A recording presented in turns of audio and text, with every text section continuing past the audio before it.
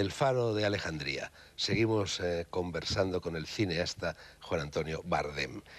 Juan Antonio, en ese repaso de adjetivos, el cine español de antes y el de ahora, nos quedaban dos, casi sinónimos, ínfimo y raquítico. Bueno, ínfimo yo pienso que, bueno, basta ver lo que se programa y lo que se hace en el cine nacional, que en el fondo yo pienso que la culpa de todo la tiene Tarantino. ¿Entiendes? O sea, de pronto la violencia por la violencia, la sangre, una cierta permisividad sexual, es decir, eso conlleva un cierto raquitismo intelectual, un seguidismo, con un dato seguramente nuevo. Es decir, las gentes de mi generación, cuando los que queríamos hacer cine, empezábamos a hacer cine en los años 50, hombre, evidentemente uno hace las películas para que las vea la gente, porque si no, la película no existe, no tiene existencia real. Pero no era la taquilla el elemento fundamental. Los 500 millones de espectadores. Y ahora resulta que si no es la taquilla, lo que se matan toda la gente joven es porque aquello de dinero. Ya.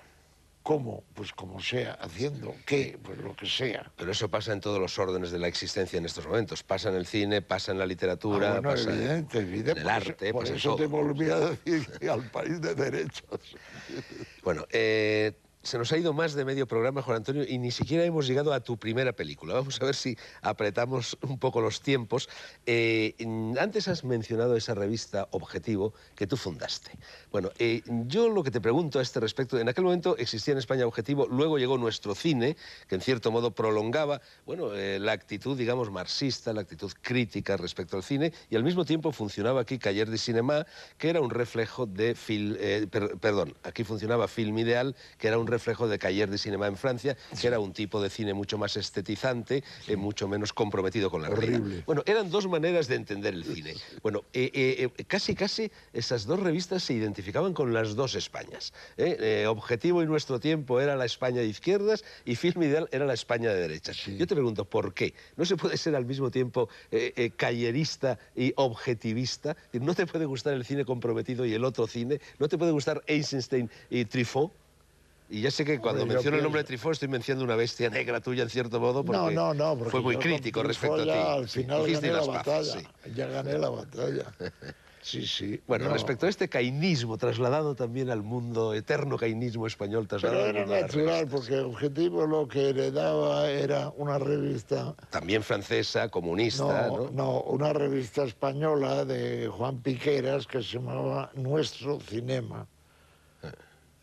Juan Piqueras fue un camarada que tuvo la desgracia de coger un tren el 18 de julio y bajarse en Valladolid. Entonces, cuando bajaron del tren, lo cogieron y lo fusilaron. El gran sentido de la oportunidad. Sí, exactamente. Este buen hombre, sí. Y entonces pretendía ser una voz distante, una voz distinta y, bueno, y de oposición crítica al franquismo a través del cine. Sin olvidar nunca una cosa fundamental que ha sido siempre para mí, que mi trabajo disidente, digamos, no se hace suscrito al cine solamente. Yo he cumplido haciendo el cine que creo que debo hacer y he cumplido como ciudadano manifestándome como creo que me debería manifestar. Pero que una cosa... O sea, no me creo que haya posibilidad de separar los dos mundos. Ahora me dices tú una revista, pero claro, una revista tan estetizante como Cahiers du Cinéma, yo dejé de leerla gracias a que salió un artículo de André Bazin que decía William Wyler ou les jansénistes du cinéma. Y dije, no, yo por ahí ya no llego. Bueno, pero bueno... vamos a llegar ya a la primera película, 1951, antes de estas conversaciones de Salamanca, antes de lo de la Escuela de Cine, Esa pareja feliz, codirigida con Berlanga. Después de Esa pareja feliz, llega el famoso Bienvenido Mr. Marshall, del cual tú fuiste guionista, pero no director, no realizador, y lo ibas a haber sido. La película también iba a haber sido codirigida por los dos. Sí. Se te excluyó. Sí. ¿Cómo fue eso? ¿Por qué se te excluyó? Bueno, pues es siempre, por lo menos en mi caso, una cuestión de supervivencia económica. A nosotros nos pagaron 50.000 pesetas por el guión, 25.000 a cada uno, 10.000 en metálico y 15.000 en acciones de una empresa que se llamaba Uninci S.A.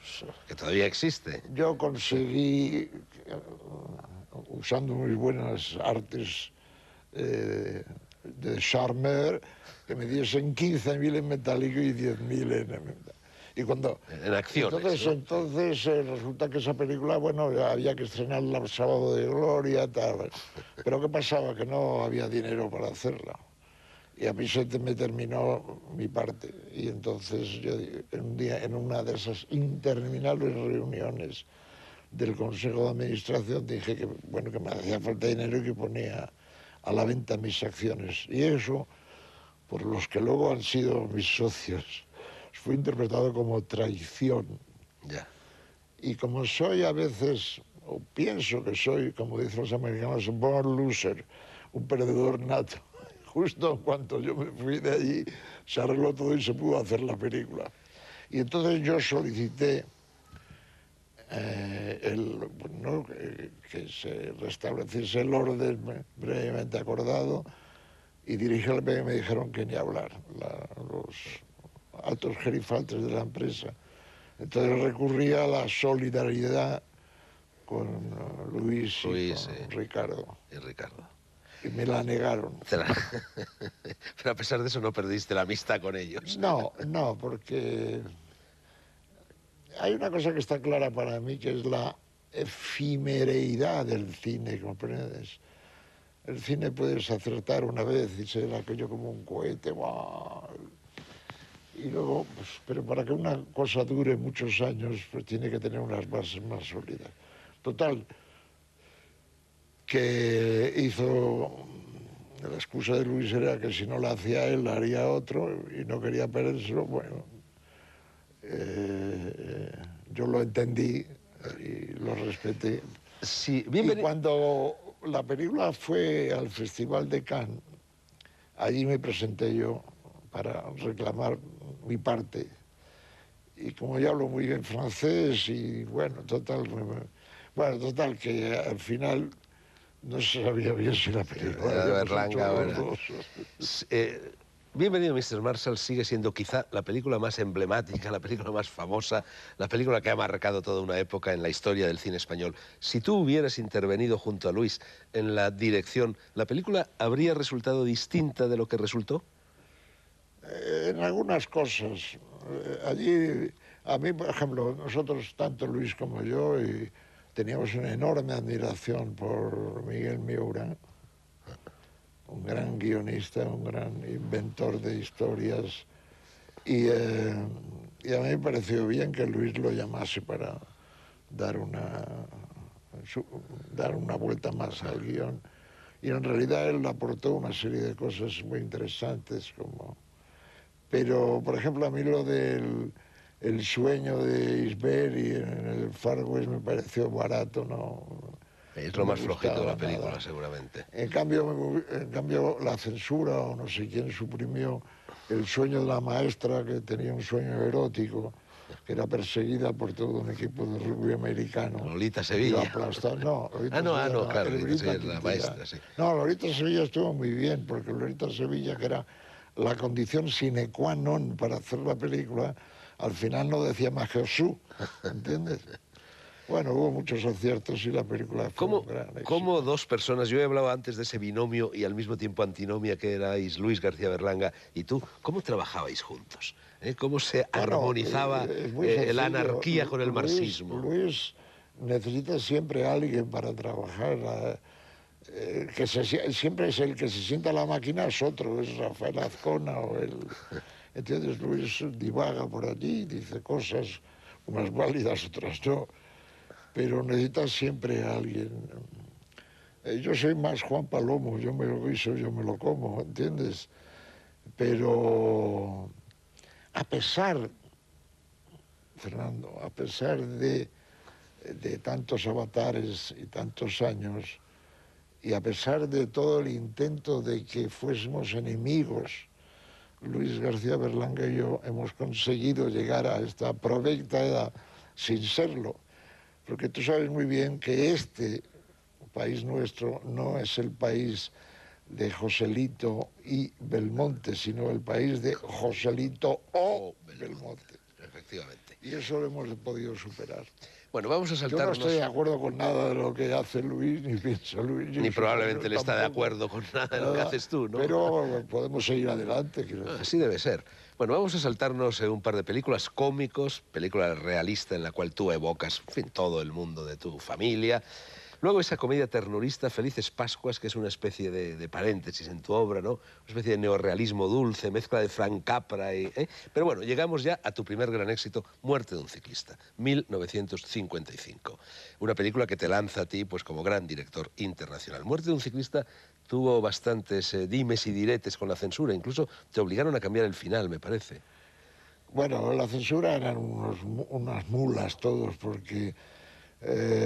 yo entonces fui jurado en el Festival de Cannes y, claro, siendo jurado no podía presentar la película oficialmente y la presentamos fuera de concurso, pero la censura, con la hipocresía que la caracterizaba, nos dejó pasar la película antes de que pasase la censura. Ya. Con lo cual el éxito de la película y la lectura política que se hizo de la película fue estrondosa en Francia. Pero aquí la censura, eso de la lectura política, aquí lo que dominaba era la Iglesia Católica, Apostólica y Romana.